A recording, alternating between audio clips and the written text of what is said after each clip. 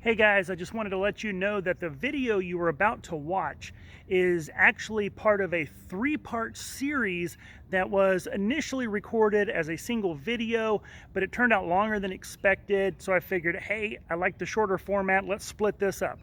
To check out the other parts of this video, look at the description. You can find the playlist and the links there. Hope you enjoy.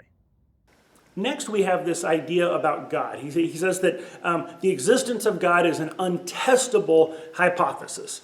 And there's this idea that if something cannot be falsified, if you can't come up with a way to prove it wrong, well, then it's just not a good hypothesis. And there's something to that. He says God is not a testable hypothesis because it can't be disproven. Well, here's one question to think about in terms of whenever you're considering the existence of God or how you know something in general. Are you expecting that you should have absolute certainty in order to believe in God or to even to know anything? See, absolute certainty is not needed to reasonably conclude that something is true. The question is, does the available data indicate whether or not something is true? There's all sorts of things that we go through life without absolute certainty, but we absolutely believe that they're true. So the question is, what does the data indicate? And there is a plethora of data indicating that God does indeed exist. Jefe, what is a plethora?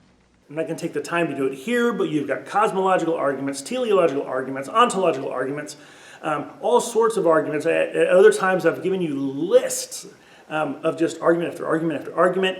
There's the idea of argument from consciousness, argument from morality. There's all sorts of ways that we look at the world and the way things are, and we build into the idea that there's got to be a God out there, that it is a reasonable conclusion based on the evidence we have at hand. And likewise, that we can take these things and go, okay, see, here's why we believe there needs to be a God. You can also disprove God the same way that he's proven by making a logical conclusion that he can't exist. Atheists try this all the time. If God does not exist, then you should be able to demonstrate it by showing there's some kind of logical impossibility, some kind of logical contradiction in the nature of God. And if that's the case, then God cannot exist the same way a square circle cannot exist. People have tried to show this in many different ways. Two of the more popular ones are the problem of evil and then also what's called the omnipotence paradox. See, in the problem of evil, the idea is that God is described as being good and loving and all-powerful, but he also see that evil exists. And if God is good, loving, and all-powerful, then he should be able to stop evil. He doesn't stop evil. Therefore, you cannot have these two things. The problem there is, see, if that were to actually work, that would logically show you can't have God.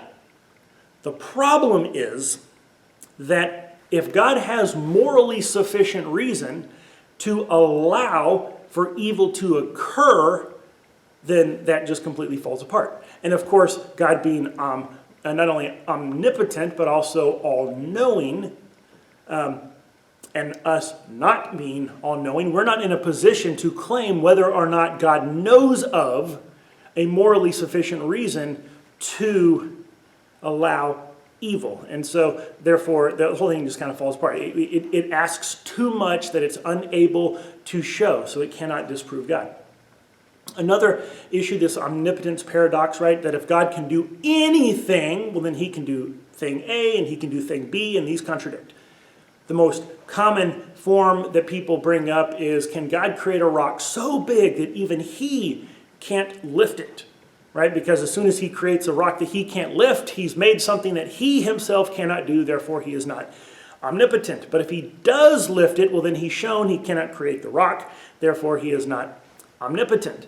Of course, that's not how omnipotence works. Omnipotence doesn't refer to doing just any old thing that you can possibly imagine and put together words and think it means something, and then can God do it? Omnipotence has to do with that he has the power to do anything that power can accomplish.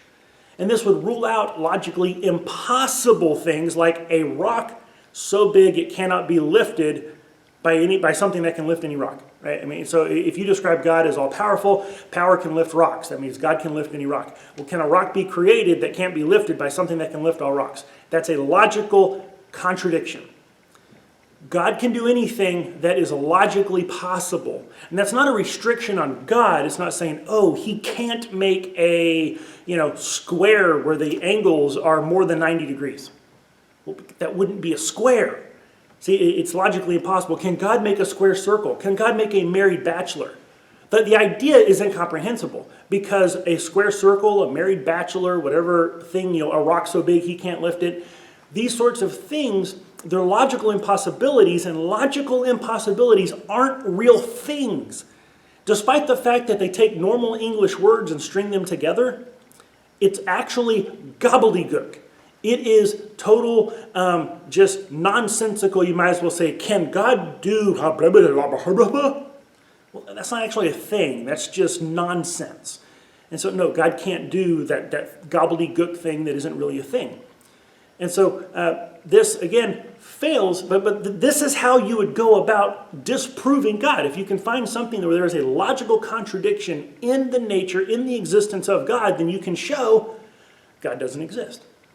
Likewise, we are able to show that God does indeed exist because of all of the logical argumentation and evidence and reason that we have to draw the conclusion that he does indeed exist.